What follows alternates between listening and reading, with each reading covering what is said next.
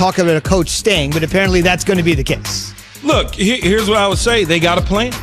Jerry and Steven, Jerry Jr. and Will Clay, they got a plan in Dallas, and they like the plan. So can't argue with their plan. I told you guys Mike McCarthy wasn't getting fired this year.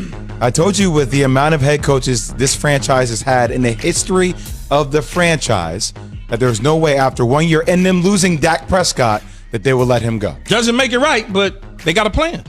No question about it. So again, the Cowboys, who have started four quarterbacks in a 5-game span, from Dak to Dalton to DiNucci to Gilbert, are going to stick with Mike McCarthy the rest of the way. Again, we're presented by Progressive Insurance. All of our guests on the Shell Pennzoil Performance Line, and we're asking you this morning, our Dr. Pepper Twitter feed. Hit us up.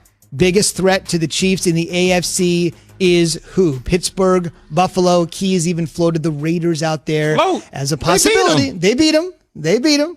We'll see what happens. Still to come, the Meadowlands was once known for a Monday night miracle. Jets having the halftime lead. The Jets having a 10-point lead in the fourth quarter. Joe Flacco throwing 3 touchdown passes. Just the same old Jets. Or Nick Folk, the former Jet, doing his old team in with no time to go. Much like the Dallas Cowboys and the Pittsburgh Steelers. Not worried at all. Just figured, they'll get it turned around. They'll be fine. And I've seen this movie a million times. But in Jet fashion, the Jets jetted it away. But the ending may be a little bit different. You've seen this movie 1,000 times before. Pats rally to win, buck the odds, whatever small amount of doubters there have been over the years. They get stymied. The group is much larger now. But do you fellas still think they're a playoff team despite this win that took all of the 60 minutes to get? I do. I absolutely do. They're going to be on the back end of that, though, right? They're going to be that 7th, 8th, 9th, fighting to get to the 7th type situation. And in the end, they're still a playoff team to me. Here, look, go back a week ago. Cam Newton played fine. Fumbles in the end. Instead of having the ball in his left arm, he's got it in his right. Instead of having it away from the traffic, he has it against the traffic. They punch it out. He fumbles. Played fine enough to win the football game. Had him in a position to win the game. You fast forward to last night.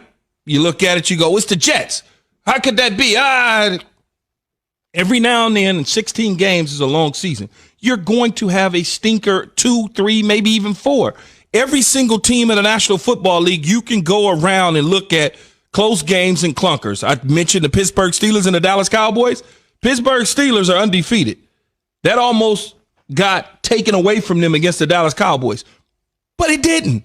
The Tampa Bay Buccaneers lost to the Chicago Bears. Do you really honestly think that the Chicago Bears, Jay Will, are better than the Tampa Bay Buccaneers? Not even close. So you're going to have those type of situations where they're going to be tough games. Now, they've dug themselves in a deep hole. They've got to continue to keep playing better to climb themselves out of it. I really disagree. I don't think the Patriots are going to make the Super Bowl, make the playoffs at all. Oh, you got them going to the Super Bowl. No, the conference. They're not going to make the playoffs. And look, I understand a win is a win, but how you win is important. Didn't we expect the Patriots to beat the Jets last night? The Jets are the worst team in football. Didn't we expect Cam Newton to come out and be somewhat decent to beat this Jets team? Now, if you want to talk about how they beat them, that's a different conversation than just the fact that they beat them. Look, they dominated time of possession last night. All right? Their defense, the Jets defense was on the field for pretty much all the second half. In the second half, how about this, Zubin? The second half, offensively, the Jets only saw 4 plays. Offensively.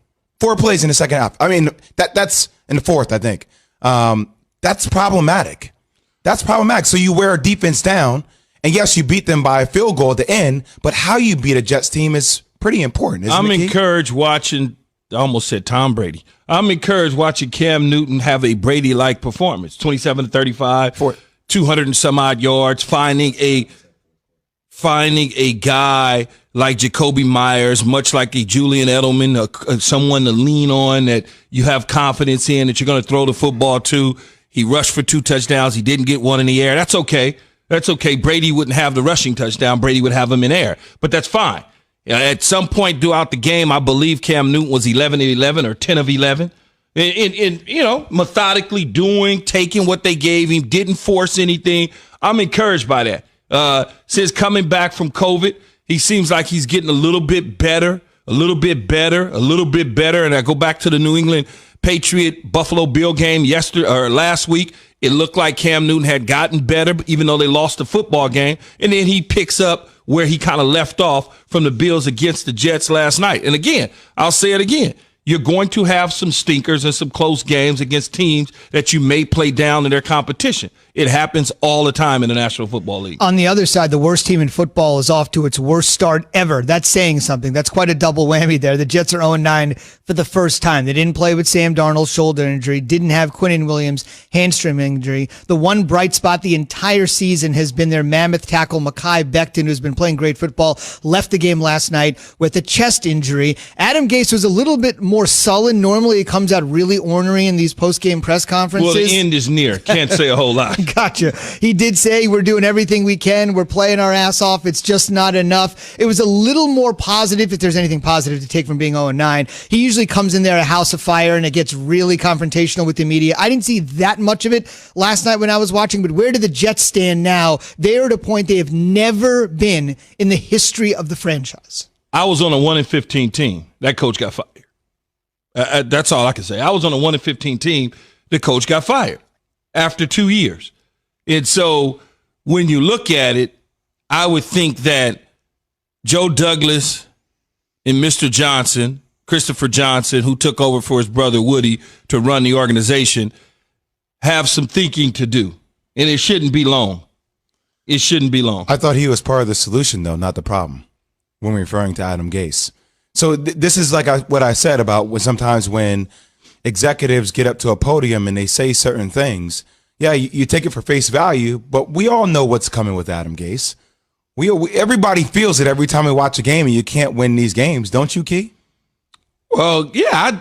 When you 0-16 or 1-15, man, that's hard to sell. Okay, so if I go 1-15 and I'm in my first year as a first-time head coach, and my team is decimated week in and week out, and I'm losing players, or we're losing games by a field goal, or we're losing games by a touchdown, or whatever the case may be, and we're competitive, then I can carry that over because I can sell that to my fan base.